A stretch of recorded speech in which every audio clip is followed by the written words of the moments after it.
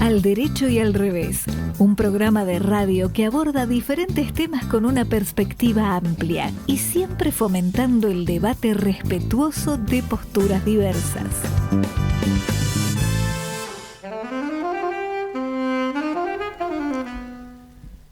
¿Qué tal? Buenas tardes, ¿cómo les va? Acá empezando el programa número 425 del Derecho y al Revés. Ahora sí, 425. La semana pasada yo me adelanté y dije ese número. Vos venís muy apurada, Marta Ollanarte. Sí. Y además a fin de año, viste, todo se superpone, se complica, bueno, como la realidad.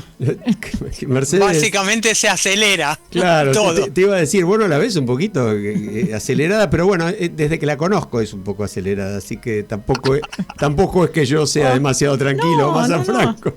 No, yo no me autodefiniría como acelerada, quizá ansiosa, pero... Ansiosa.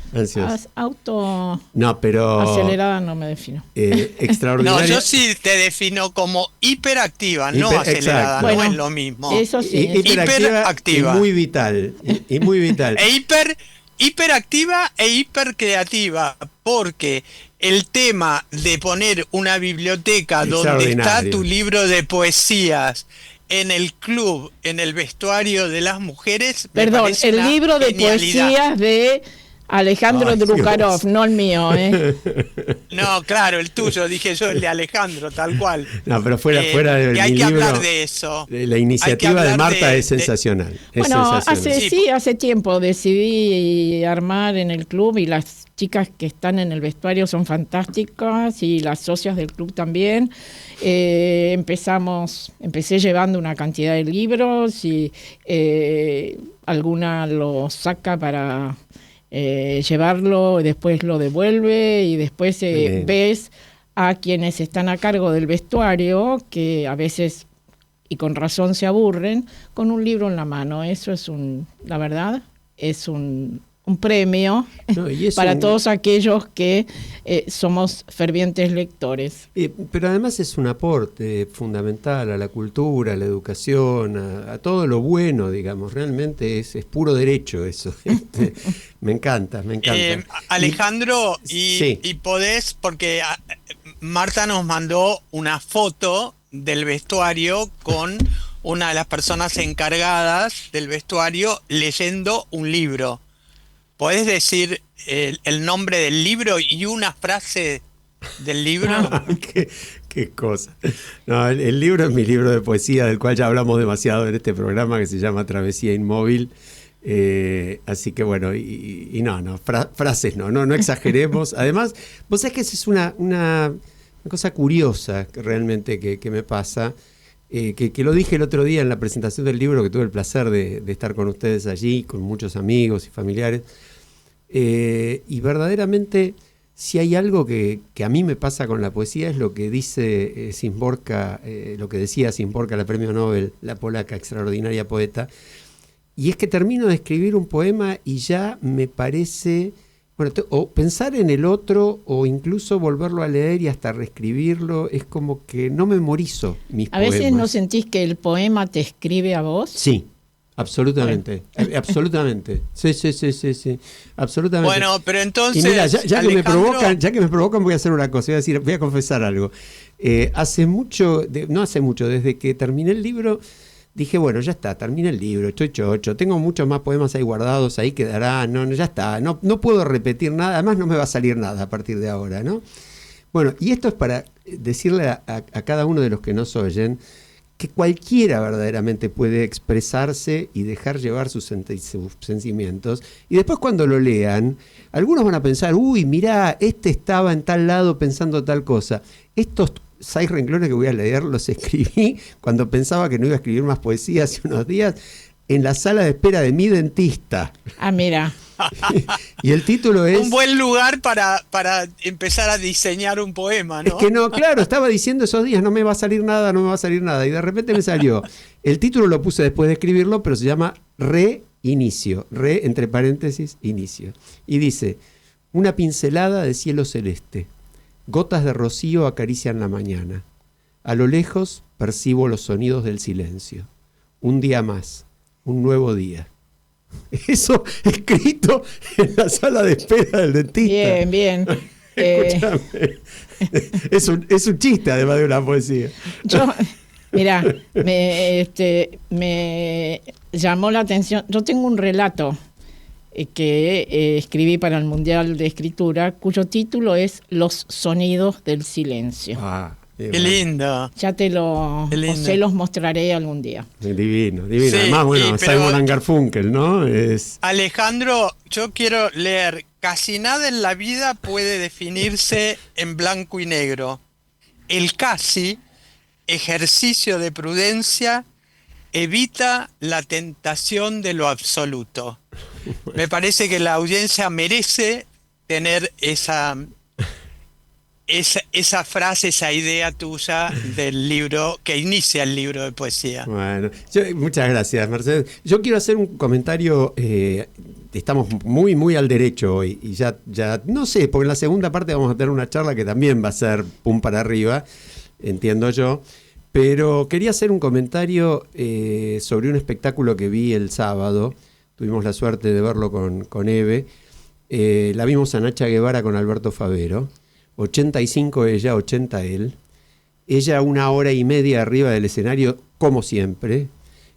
Al principio parecía que iba más a recitar que a cantar. Mamita, cuando empezó a cantar también. Las letras, que siempre las de Nacha fueron larguísimas, interesantísimas. Sí. Bueno, ni un lapsus, nada, impecable. Pero además, lo más impresionante era la actualidad. Pensar que temas escritos hace 40 años, 50 años, 30 y pico de años, tenían tanta vigencia. Eso era medio choqueante para mal, en algunos aspectos también para bien, ¿no? Para bien, ¿no? Lo bueno permanece. Tal cual, tal cual. Y ese es el verdadero examen, ¿no? Del arte y de la cultura. Cómo se lee muchos años después y cómo se escucha, ¿no? Sí. Así la verdad es que gracias por la recomendación. Yo no lo he visto. En la Carbonera, en San Telmo, Carlos Calvo y a una cuadra de Paseo Colón, ahí en San Telmo. Sí, yo en su momento los veía a ellos, a Nacha y a Favero en Clásica y Moderna. Eran habitués de mi queridísima Clásica y Moderna y solían estar ahí, cantar ahí, disfrutar ahí. Sí, que tanto como Quino o como María Elena Walsh, ellos trabajan sobre aquello que es lo humano genérico, por eso mantiene su vigencia. E inclusive en las críticas de lo que uno podría llamar políticas, también hacen a lo mismo, ¿no? A esas cuestiones intrínsecas de lo humano que se juegan el poder y en la política. Sí, así que por eso igual yo creo que tienen tanta validez. Con franqueza, cuando vos escuchás ¿de qué se ríe, señor ministro? escrita hace 40 y pico de años o más, y bueno, tenés ganas de decir, ¿de qué se ríe, señor ministro? Sí. También, ¿no? Bueno, pero fue aumentando y siguió aumentando en todos estos tiempos el asombro de la realidad. Exacto. Que bien lo pone sobre el tapete el queridísimo Tute, que este fin de semana está en un larguísimo reportaje en Conversaciones o en Ideas de La Nación. Y hoy nos sorprendió también con algo que es una vuelta de tuerca más a esa. Contalo, que está buenísima. La realidad no sale de su asombro, es la de hace un par de meses, pero hoy nos dice: la realidad tampoco te entiende a vos. Es decir, estamos trabucados por hechos reales que nos desconciertan, son incomprensibles, son inasibles.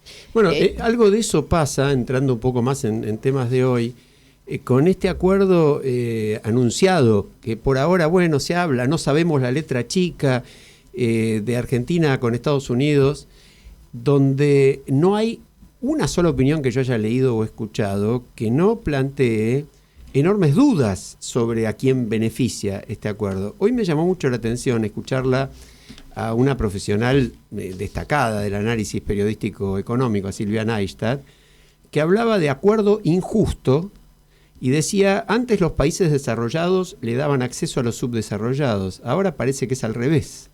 Dice, parece la condición, que esto sería la condición o contraprestación del swap, es decir, como nos prestaron la plata, ahora firmamos un acuerdo donde hay 11 cosas que la Argentina se compromete a hacer y una que Estados Unidos se compromete a hacer. Y entre las 11 que Argentina se compromete a hacer, justamente están cosas que perjudican, por ejemplo, a la industria láctea, a la avícola, a la automotriz, es decir, a los pocos sectores de la industria argentina que tienen fuerza. Los sectores más interesados e interiorizados en relación a estos temas están pidiendo la letra chica. Claro, la letra chica, porque así en general esto puede ser cualquier cosa. Además, ¿cómo se compatibiliza la actitud absolutamente proteccionista de Trump con la apertura de Milei?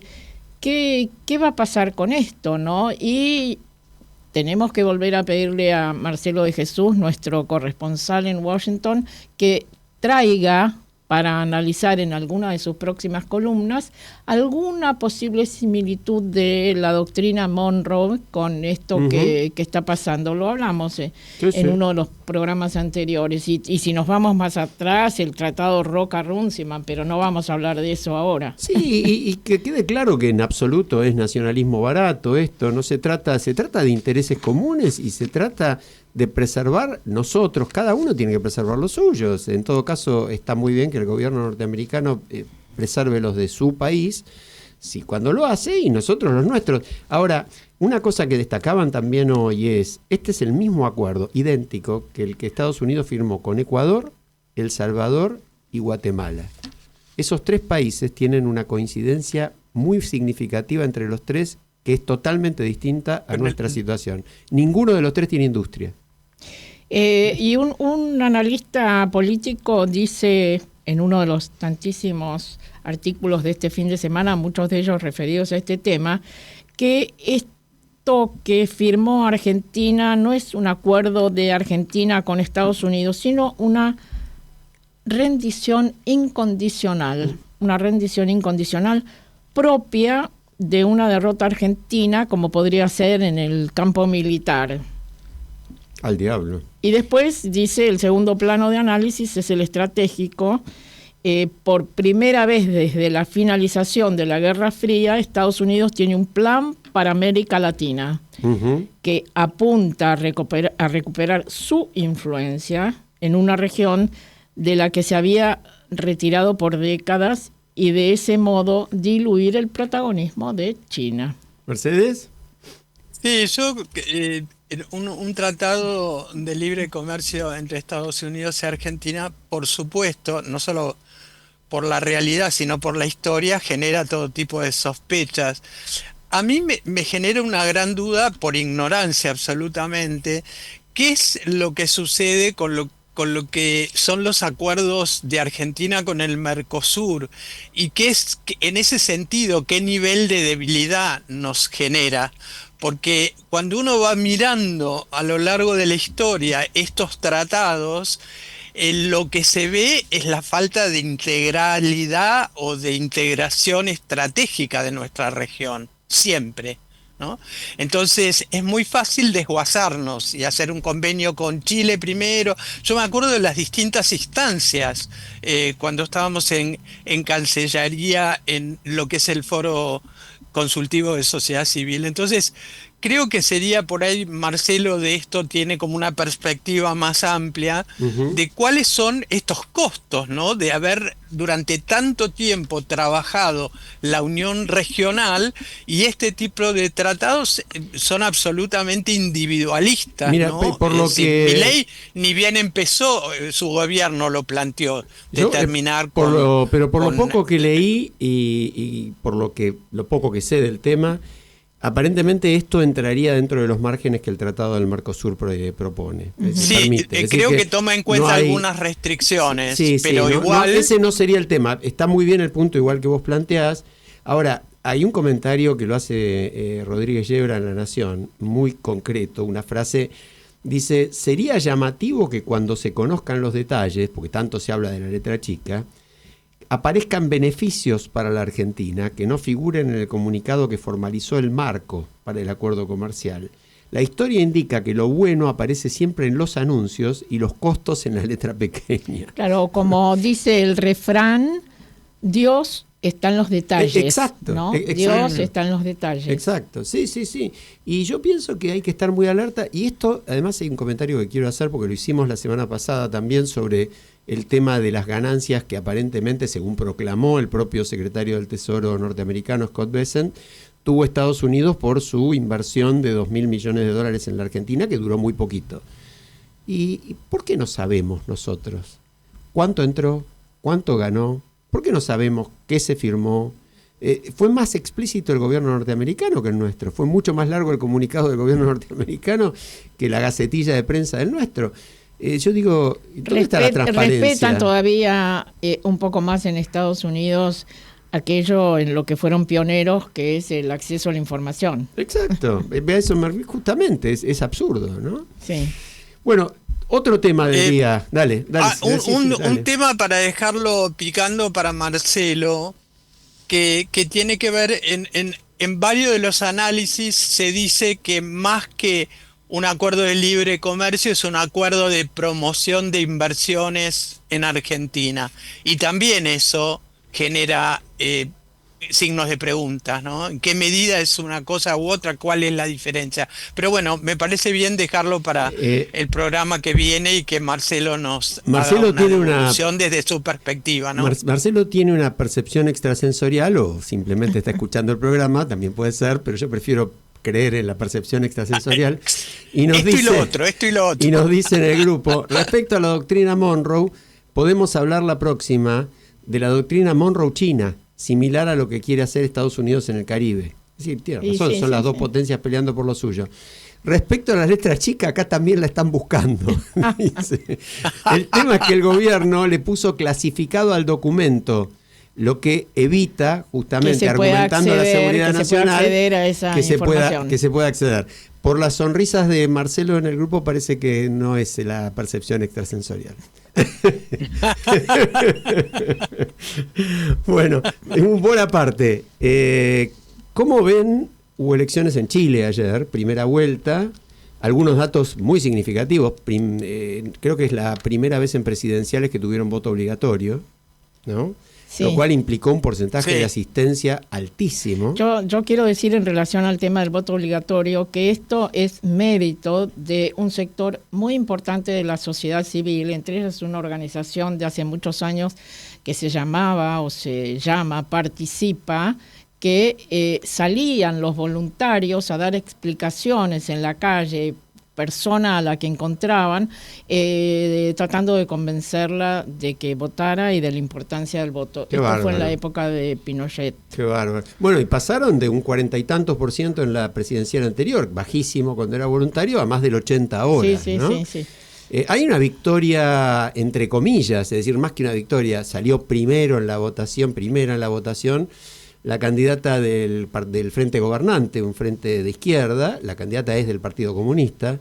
Todo un dato en estos tiempos donde la palabra comunista parece un sinónimo de... Es curioso, porque la palabra fascista no parece tan terrible, ¿no? No, yo creo que sí. No, para nosotros. Es peor.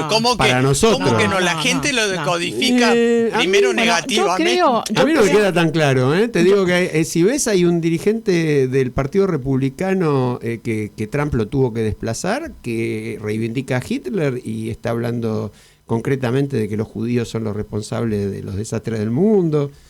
Pasan cosas raras, Sí, también hay quienes reivindican a Stalin, Trotsky, etcétera, ¿no? Sí, por suerte cada vez menos. Sí. Yo creo, como muchos opinan, que estas elecciones en Chile han sido un gran paso de la derecha, no que dé un gran paso, sino estas elecciones previas que se llaman paso, ¿no? Porque en realidad... las PASO, claro, ahí entendí. No, por eso aclaré. Claro, como las primarias, digamos. Las primarias. Hicieron su primaria en la primera vuelta. PASO, claro. Pero en realidad es una primaria de la derecha, claro. ¿no? Sí. Y bueno, ganó Katz quedó, claro, mejor posicionado. Sí. Vos decías algo antes del programa, Marta, sobre Katz. Decía algo que tiene que ver también con esto que comentamos, la velocidad del tiempo, ¿no? Yo creo que incluso la pandemia nos ha hecho valorar el tiempo de otra forma y pasa más rápido. Además debe ser la edad de cada uno, no sé. Pero yo recuerdo que no hace mucho, me parece a mí, que no hace mucho estábamos hablando de las elecciones en las que ganó Boric, no sé cómo lo llaman allí, que después trajo el tema de esa nueva constitución que quisieron aprobar, que fue un fiasco, etcétera. Y de esto hace 4 años que es un periodo presidencial.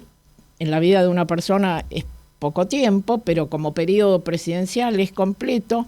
Y ahora, bueno, nuevamente tenemos elecciones. Y yo no sé si ustedes recuerdan, en aquel momento Kast era presentado en los distintos medios como un personaje muy, muy reaccionario, de extrema derecha, sus gestos eran adustos, etcétera. Y ahora de repente se ha convertido en una palomita.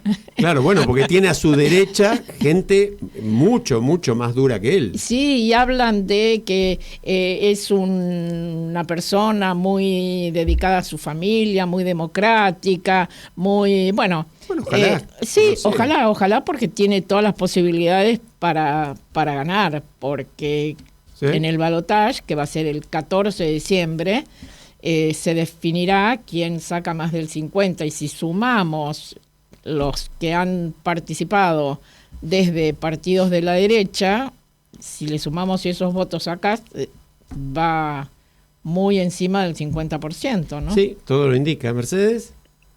Sí, lo que a mí me llamó la atención, y coincidiendo con esto que planteaba Marta, de dulcificar un perfil que parecía tan extremo hace un poco tiempo, tanto él como Janet Jara trabajaron más las temáticas de la seguridad y de la unión del pueblo chileno, mientras que él antes trabajaba el tema del aborto, es decir, bueno, temas muy controversiales.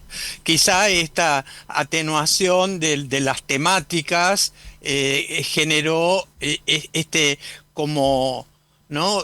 Cambio de imagen que vos marcás, y que es tal cual, Marta, ¿no? Fue así, y ahora tienes un candidato a liderar la carrera presidencial chilena, aparentemente. Sí. Bueno, tenemos muy poquitito tiempo ya en esta primera parte, pero no hemos podido hablar de qué va a pasar en las sesiones parlamentarias, tanto del Senado como de diputados, qué es lo que va a ocurrir allí. ¿Cómo se desarrolló la reunión entre Bullrich y Villarroel? ¿Será cierto esto que dicen? Dicen que le regaló un vino. No, pero de eso... Villarroel a Bullrich. Sí, de eso... Qué malo, pero dicen, en serio, no es información. Sí, es información, no es información. Mercedes, eso es información. No, pero digo... Qué mala en todo caso. El tono... el comentario... Porque la gente lo asocia a la crítica a Patricia Bullrich, nada más. Bueno, pero Mercedes, hay tantas cosas para regalar, o incluso nada. Yo creo que no se debía regalar nada, pero regaló un vino. Y dicen que Bullrich le llevó una constitución. Yo creo que dijeron todo lo que tenían que decirse sin hablar. Sí, tal cual. Yo lo que quería, porque tenemos ya nuestro invitado, y además lo voy a comentar al aire porque fue muy gracioso. Diego no venía, Diego López Ice, de él estoy hablando, ya lo vamos a presentar. Yo no lo veía, y además, como acá tenemos la vidriera y vemos pasar a la gente y qué sé yo, y mis desesperaciones por el control son más que conocidas, yo miraba para todos lados. Entonces les mandé un mensajito y le dije: Diego, ¿está cerca? Y me contesta: atrás tuyo. Porque estaba con Fede afuera del piso. Bueno, chiste aparte, hay algo que yo sí quería mencionar, Marta, antes de irnos, igual a la pausa, porque lo vamos a tratar seguramente en programas próximos. Hay un tema muy, muy fuerte judicial que se plantea a raíz del dictamen del fiscal Picardi en la causa de la Agencia de Discapacidad, que se conoció el viernes. y que los medios lo han comentado, pero todavía no ha tenido la trascendencia política que puede tener. Porque ahí concretamente se habla de una maniobra, de un desvío de miles de millones de pesos durante el año de gestión del señor Spagnuolo, que no tiene nada que ver con los audios. Es decir, los audios han perdido absoluta relevancia. En todo caso, fueron ya casi nadie el punto de partida de una investigación, nada más. Pero hay pruebas concretas, mensajes de WhatsApp y de una organización que, según el fiscal, se habría adueñado de esta agencia de discapacidad, habría direccionado licitaciones durante todo el año a favor de 3 grandes droguerías, habría pagado a esas droguerías precios 2, 3, 5, 50 veces mayores que los precios que pagaban en licitaciones comunes, y además están involucrados en esto, por ejemplo, prestando servicios para el blanqueo del dinero, la circulación de las coimas y qué sé yo, varias empresas, entre ellas una socia de un tal Machado. ¿Le suena Machado? Uh-huh. Ese que extraditaron a Estados Unidos hace poco por narcotraficante, que le financió la campaña Spert. Está seguramente detenido allá. Está detenido allá. Bueno, el socio de él era uno de los que, según el fiscal Picardi, vuelvo a insistir, bueno, es un tema que es atrás un tema de que eso tenemos que seguir hablando, y va muy para arriba. Hay otro tema que tampoco tuvimos tiempo de tratar. Bueno, el rol que va a cumplir el ministro del Interior, Santilli, que ese ministro creo que no debe salir de su asombro con las cosas que le están sacando, con las cosas que le están imponiendo. Dicen que algunas le van a devolver, ¿no? Con el despacho que le dan, para quien conoce los ámbitos de la Casa de Gobierno, el despacho no lo ha favorecido, ¿viste? El lugar tiene mucha importancia, pero bueno, para la próxima, porque ya estamos pasados. Para la próxima, porque estamos pasados de tiempo, sí, tal cual. Bueno, ya volvemos, nos vamos con un tema musical que tiene que ver con el invitado, pero después lo vamos a charlar con él y vamos a explicar por qué. Tica es cultura, porque todo es cultura y porque somos radio. Radio Cultura. fmradiocultura.com.ar. Una joven estudiante de música sufre un accidente del cual milagrosamente sale ilesa. Es recibida por una extraña familia que le da apoyo y consuelo. Sin embargo, descubre que algo no funciona bien. ¿Quiénes son? ¿Qué secretos oscuros esconden? Dijo Variety. Se distingue por sus característicos placeres de textura y tono. Dijo The Hollywood Reporter. Paula Beer nunca deja de ser fascinante. Zeta Films presenta en la Argentina la última creación del genial director de Bárbara, Ave Fénix y Undine. Selección de la quincena de realizadores del Festival de Cannes. Espejos número 3, del magistral director alemán Christian Petzold. Sensacional estreno, jueves 9 de octubre, solo en cines. Política, economía y análisis con Analía Argento y Leandro Renú. Bien Argento, los jueves de 15 a 16 por Radio Cultura. CDI Films presenta en la Argentina el nuevo film del director de títulos como La Religiosa, El secuestro de Michel Houellebecq y Valley of Love, del multipremiado realizador francés Guillaume Niclus, una historia sobre el deseo de un hijo y un accidente que cambia el destino. Una película que narra la continuidad de la vida y del amor a través de los vínculos. Basado en la novela de Fanny Chesnel, el extraordinario Fabrice Lucchini protagoniza La Petite, una película que busca la empatía y la emoción directa del espectador. La Petite, la coproducción entre Francia y Bélgica que emocionó a Europa, llega a la Argentina. La Petite. Sensacional estreno, jueves 2 de octubre, solo en cines.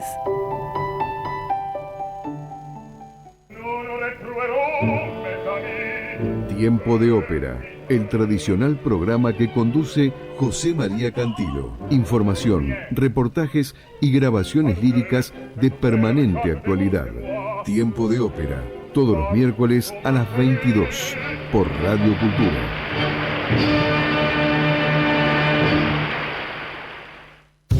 Sin cultura no hay país.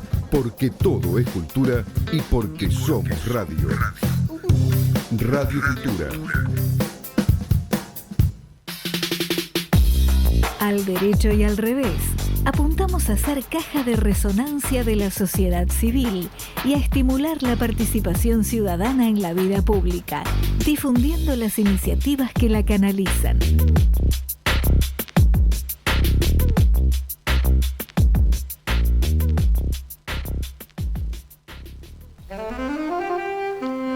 Estamos de vuelta. Bueno, decíamos que el tema tiene que ver con el invitado. Ahora vamos a decir en todo caso porque Diego López Isse es fundador de Eleva, una compañía que impulsa la transformación responsable y sistémica de la educación para la era de la inteligencia artificial. Es docente y investigador del Laboratorio de Inteligencia Artificial en la Facultad Regional de Aedo de la UTN. Antes creó el primer departamento de inteligencia artificial para Moody's en Latinoamérica, desarrolló tecnologías para el Centro Alemán de Investigación de Inteligencia Artificial. Bueno, un currículum muy intenso, una especialización muy fuerte y que incluye buena parte de formación afuera de la Argentina también. Yo quiero arrancar preguntándote, o mejor dicho, leyendo un texto tuyo que a mí me parece buenísimo, que está en LinkedIn, y decís: siempre me pregunto cómo será el mundo que se viene, para mi hija, para mi sobrina, y si la educación que hoy tenemos está a la altura de sus futuros. El sistema educativo actual me incomoda porque no responde al mundo en el que vivimos, no sigue la velocidad del cambio, no prepara a las futuras generaciones con la visión y la responsabilidad que necesitan. Bueno, contanos sobre ese contexto, en qué consiste el proyecto Eleva, que ya se está aplicando en la UTN. Buenísimo. Bueno, primero, antes que nada, un placer estar acá con tanta gente enorme en el medio, así que espectacular.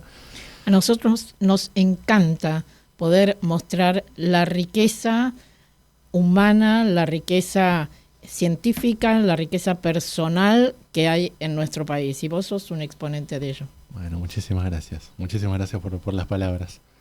Y bueno, en resumen, ¿qué hace Eleva? Eleva es una compañía nueva que apunta a pensar una educación nueva para la era de la IA. Y este es un espacio que lo estamos diseñando, lo estamos inventando, no existe, pero sí reconocemos que todo ha cambiado y va a cambiar más, de manera más acelerada hacia el futuro.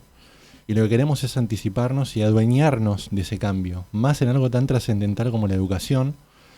Y lo que estamos haciendo es crear modelos de adopción, acompañar a instituciones educativas, colegios, universidades, en esa transformación, para que lo hagan de manera responsable, integral, sistémica y con sentido, ¿no? Hoy vemos mucha confusión, naturalmente, porque estamos en un movimiento sísmico en todas las industrias, en cada aspecto de la vida, e instituciones que adoptan una tecnología como respuesta a ese llamado, ¿no? Parecería como que hay que hacer algo, entonces, para salir en los medios o para resaltar, tenemos que adoptar alguna tecnología, y nosotros creemos que hay que tomar el camino opuesto, que ese es un camino cortoplacista y que no necesariamente va a dar buenos resultados. Con lo cual nosotros planteamos, antes que nada, preguntarnos, ¿necesitamos la IA para transformarnos? ¿No? Entonces la pregunta cero que llamamos nosotros es esa.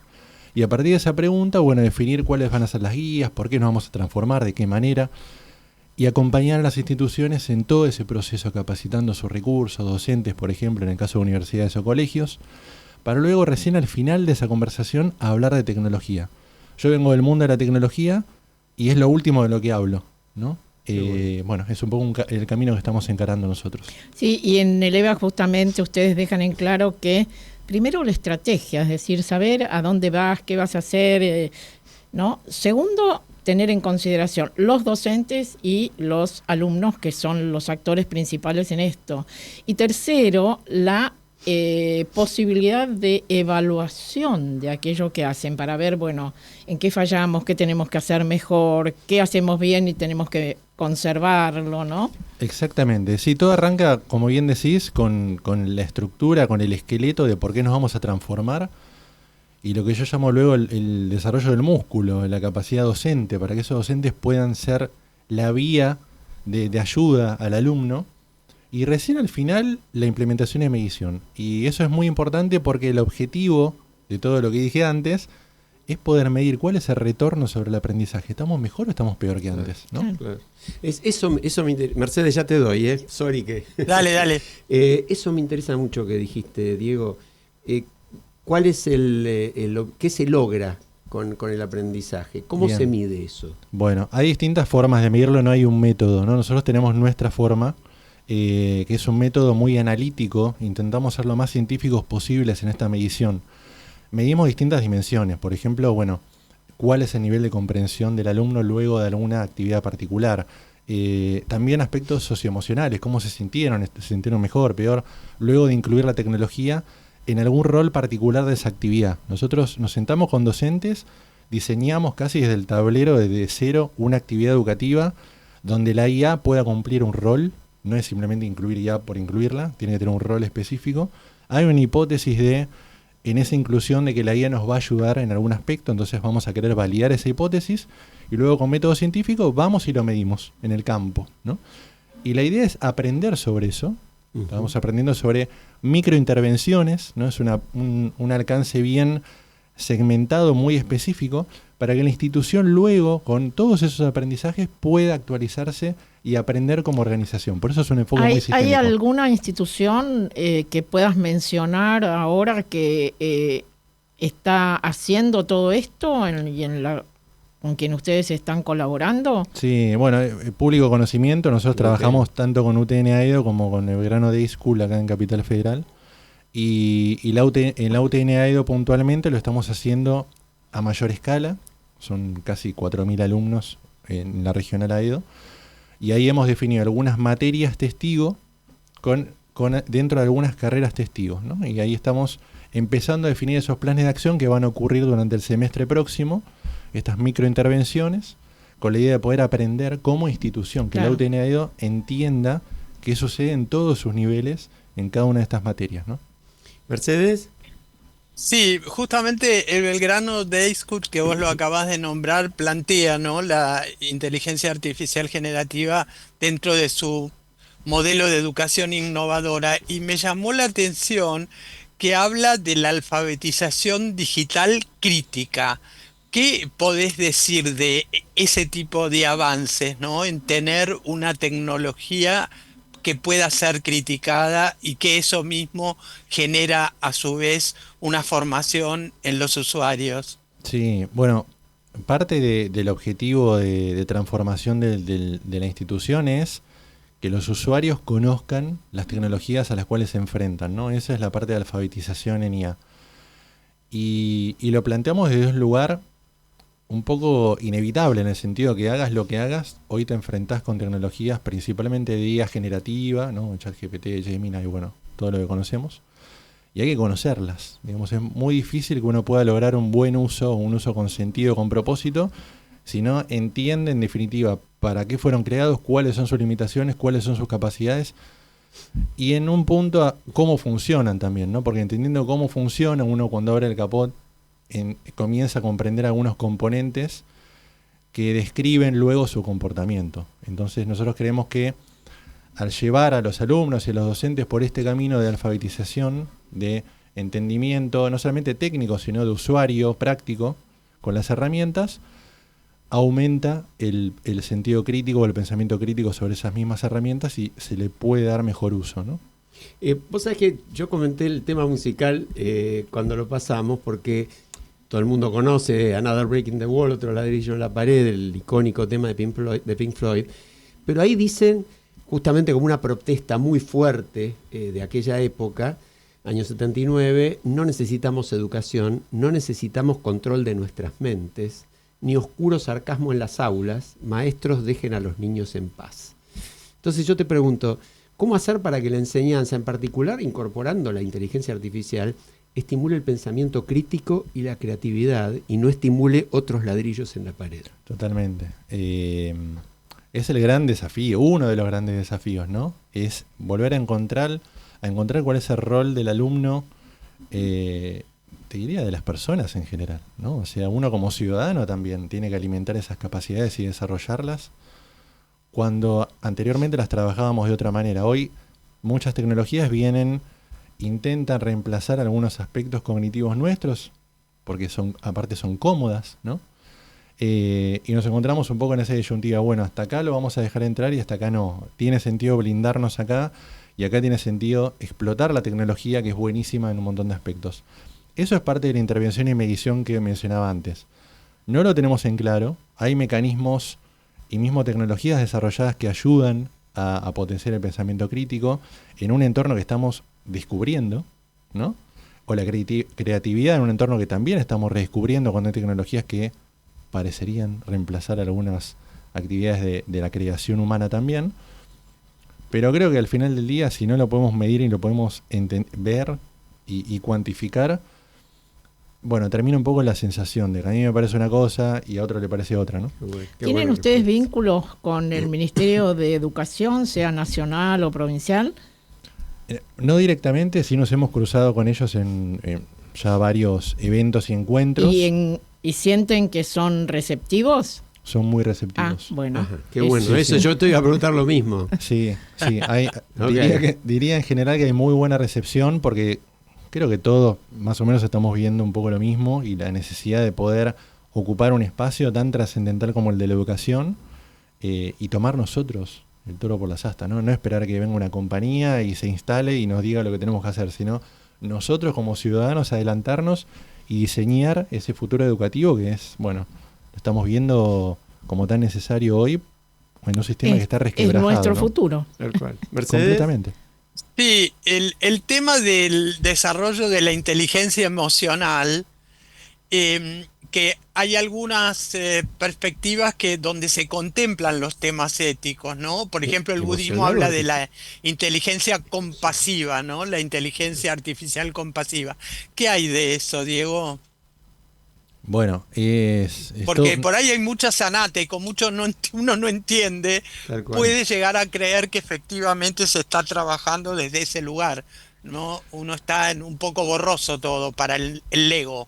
Sí, mira, es un temor ese, es un tema muy muy importante. O sea, existe como disciplina la IA emocional, ¿no? Eso existe hace unos años ya, con la idea no de imitar a humanos, ¿no? O imitar, no con la idea de sentir, que la tecnología vaya a sentir emociones humanas, sino con esta idea de poder reflejar o imitar, ¿no? Las emociones humanas. Y esto lo vemos con un impacto gigantesco a nivel sociedad. Por supuesto, en las instituciones educativas pasa un montón también, y hemos visto casos que se ven en los medios donde la tecnología irrumpe de tal manera que bueno, nos hace pensar para qué la estamos usando. Y el nivel de confusión que hay también por parte de los usuarios, ¿no? Principalmente cuando no han construido esas barreras de contención y se apoyan por ahí en una tecnología que parecería acompañarlos a nivel psicológico, a nivel emocional. Y hemos construido, y esto pasó en muy poco tiempo, tecnologías que replican comportamientos humanos de extremadamente buena manera, ¿no? Y bueno, estamos descubriendo qué hacemos con eso también. Hay un estudio súper importante que seguramente lo hayan visto de Harvard hace todos los años, cuáles son los usos principales de la IA generativa en los últimos años. Uh-huh. Este año, por primera vez, aparecieron todos usos personales, entonces uso de acompañamiento emocional, acompañamiento psicológico, como top 1, top 2, top 3, y un uso que no sabíamos ni que existía era: la gente está usando IA generativa para encontrarle propósito a la vida. Propósito a la vida, sí, lo leí en un artículo tuyo. Sí, o para decir, bueno, hay una frase tuya, ¿no? Vos decís, veo de cerca lo bueno y lo malo, trabajo en inteligencia artificial hace años, las enormes oportunidades y también lo que estremece. Totalmente. Entonces yo te iba a preguntar, ¿qué te estremece en ese sentido? Por ejemplo, el otro día escuché que hay una cantidad creciente de jóvenes que le preguntan a la inteligencia artificial cómo romper con su pareja o cómo arreglar cosas con su pareja. Completamente. Y ese es un tema de los que más me estremecen a mí personalmente, ¿no? No por la tecnología en sí mismo, digamos, la tecnología no es ni mala ni buena. Claro. ¿Qué edad tiene tu hija? ¿Mencionaste a tu hija? Sí, va a cumplir 2 años. 2. En un mes, sí. Bueno, tiene el futuro ahí. Ya es el futuro. Sí, es impresionante. Bueno, yo hago la cuenta, ¿no? Mi hija entrando al sistema educativo actual como lo conocemos, terminaría cerca del año 2050, ¿no? ¿Y cómo será ese mundo en el año 2050? Bueno, estremece un poco, ¿no? Genera vértigo. Bueno, pero Sí, lo que ustedes sí. están planteando es justamente cómo darle sentido a eso, porque hoy, tal como está lamentablemente Claro. nuestro sistema, esa educación prácticamente perdió la gran parte de su sentido, ¿no? Sí, totalmente. Yo te iba a pedir que nos cuentes y que le cuentes a los que nos escuchan algo de tu vida, es decir, porque me parece muy interesante tu experiencia. Vos tú estudiaste afuera, Sí. volviste, Sí. ¿a dónde fuiste? ¿Por qué volviste? Bárbaro, buenísimo. Bueno, mi carrera en... Por ahí no tiene respuesta de todo. No, pero Me imagino, por eso se lo pregunto. No, y le iba a decir, tenés 2 minutos. la podemos pensar juntos la respuesta.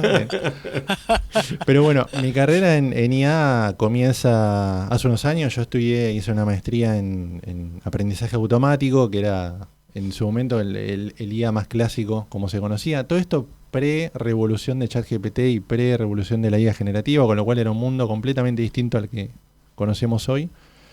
Y a partir de ahí, bueno, comencé con distintos proyectos. Como mencionabas, viví en Alemania un tiempo trabajando para el gobierno alemán. Trabajé en el Centro Alemán de Inteligencia Artificial, que es un organismo que nuclea organismos públicos allá en Alemania con bueno, personas y talentos de todo el mundo para resolver desafíos nacionales. Entonces, bueno, ahí conocí equipos impresionantes y trabajé para el gobierno alemán. Volví porque iban a nacer a mi hija, así que definitivamente eso me trajo para acá. Y luego estuve en Mila. Mila es el laboratorio de IA independiente más grande del mundo, depende del gobierno de Canadá. Es un organismo impresionante y este año me tocó estar ahí también. Me seleccionaron para participar en un programa de IA responsable.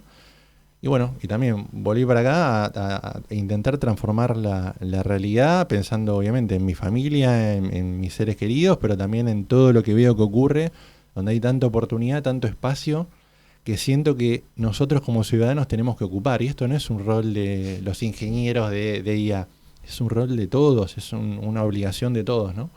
Mira, lo hablábamos en uno de los últimos programas con Oscar Oslak, que es alguien que trabaja absolutamente comprometido con lo que es la mejora del Estado, que es la mejora de la administración de todo lo que es nuestro. Y él decía, hay mucho bla, bla, bla, y con justicia en relación a los derechos de los ciudadanos, pero tenemos que empezar a hablar de las obligaciones de los ciudadanos. Esto que vos decís, la necesidad de informarse, la necesidad de participar, de comprometerse. Nada va a venir absolutamente solo de arriba, ¿no? Totalmente, y tampoco queremos eso, porque creo que es lo peor que nos puede pasar, que nos impongan las ideas, que nos impongan los métodos y no tengamos voz de voto, ¿no? Entonces sí, pero es obligación, lógicamente, y creo que para fomentar esa obligación hay que fomentar la conciencia también. Estos son temas importantes, y cuáles son los temas importantes y trascendentales del próximo tiempo o los próximos años, ¿no? Y tenemos que abrir el debate y todos tenemos que participar. Hay una especialidad tuya, concreta, académica, pero vos lo resaltás en todos los documentos, también en los de Eleva, que es el tema de la inteligencia artificial responsable. Lo mencionaste al pasar. Sí. Contanos un poco, contarle a la gente qué es la responsabilidad y por qué es tan importante. Buenísimo. Bueno, la IA responsable se refiere a la IA con propósito humano, alineada a los derechos humanos, alineada a nuestras capacidades, ¿no? Y a nuestros perfiles. No es lo mismo una tecnología o la inteligencia artificial para un argentino que para un canadiense, ¿no? Para un europeo. Entonces se refiere al reconocimiento de todas esas aristas, ¿no? Y ese abanico de posibilidades que nos trae la tecnología, y temas bien puntuales, por ejemplo, tema de sesgos, privacidad de datos, tema de consumo energético. Se trata de levantar todos esos temas, ponerlos arriba de la mesa para que pensemos un futuro que yo en lo personal creo va a estar atravesado por la IA, ¿no? Pero que ese futuro sea lo más participativo de distintas voces, ¿no? Esa es un poco la idea. Por eso es importante, sí. Y lo más humano posible. y lo más humano posible, lo más alineado con los humanos posibles, ¿no? La tecnología no es un fin en sí mismo, sí, tiene que servir a la humanidad totalmente. Esa es una frase muy buena. Ahora, es difícil en un contexto donde en general, como en toda la historia humana, el poder, sea económico, político, etcétera, está muy concentrado. En materia de tecnología está hiper concentrado. Entonces, uno de los temores que también dan, la Unión Europea está trabajando mucho sobre eso, pero bueno, en este momento políticamente no está precisamente en su mejor momento. ¿Cómo se hace para que todo no pase por el afán de lucro o de poder de los pocos que manejan este tipo de compañías, ¿no? Sí, es uno de los grandes desafíos que tenemos. Desde ya que los estados tienen un rol trascendental en este sentido, pero hay estados que están muy inactivos, ¿no? Tal vez la mayoría, por, digamos, sin afán de culpar a nadie, pero muchas veces tratando de encontrarle sentido también, ¿no? A su rol. Y las compañías van a la velocidad de la luz, digamos, en cuanto a desarrollo, implementación, bajada de línea, ¿no? Pero, muy difícil. Diego, una pregunta respecto de las normativas oficiales. ¿Para vos existe lo suficiente como para ordenar y generar esto de responsabilidad y de ética, o todavía estamos muy desprotegidos con respecto al avance de la tecnología y a la falta de contexto legal y laboral, etcétera? Mira, yo creo que particularmente en Argentina tenemos que hacer un catch-up rotundo, ¿no? Que existen regulaciones, pero una cosa es que existan regulaciones y otra cosa es que efectivamente modifican, claro, se cumplan o modifiquen el escenario, ¿no? La mayoría de veces son expresiones de voluntad, no son efectivamente marcos que modifiquen el entorno, ¿no? Salvando casos muy puntuales. Bueno, Uruguay tenemos casos, por ejemplo, en Chile también, Brasil también lo ha tomado como un tema nacional y lo está incluyendo también en nuevas versiones de su constitución nacional. Creo que tenemos que mirar qué está pasando y no tenemos que irnos a Europa, podemos mirar en la región qué está pasando con estos países, aprender y tratar de fomentar estas cuestiones. Ahora, dicho eso, creo que también nosotros como ciudadanos tenemos un rol muy, muy importante, que tenemos que tener un rol activo, porque no necesariamente tenemos que sentarnos a esperar a que ocurra una regulación y se implemente. Eso puede llevar mucho tiempo y puede llegar a ser demasiado tarde, ¿no? Entonces, la idea del EVA es tomar nosotros un poco la iniciativa y desde abajo empezar a empujar ese cambio y esa responsabilidad. Una muy cortita la voy a hacer yo en vez de Mercedes esta vez, porque siempre la hace ella al final. ¿Por qué el nombre del EVA? Pero no. Una anécdota muy cortita. Uno de mis nietos me decía que un compañero de él, estoy hablando de 13 años para 14, le pide a la inteligencia artificial: haceme esta tarea, pero hacela para que saque 7, porque si no se van a dar cuenta de que yo no puedo sacar 10. 13 años, ¿no? Totalmente. ¿Cuál es la distancia que se marca entre esos chicos y sus docentes? Eso es lo que yo pensé, ¿no? Tan lejos están los docentes de poder entender esas cosas, se los puede capacitar. Mira, yo creo que los docentes ya lo entienden, ¿no? Sí. Dale. Ya lo entienden y es parte de la situación crítica que tenemos, ¿no? Un sistema que está hackeado, está quebrado y tenemos que repensarlo. Bueno, ese es el mensaje, tal cual. Diego López Ise, muchísimas gracias. A Interesantísimo. Ustedes, un placer enorme. Gracias. La vamos gracias. a seguir. Chao. Nos vamos hasta la semana que viene con el Nano Serrat, como siempre.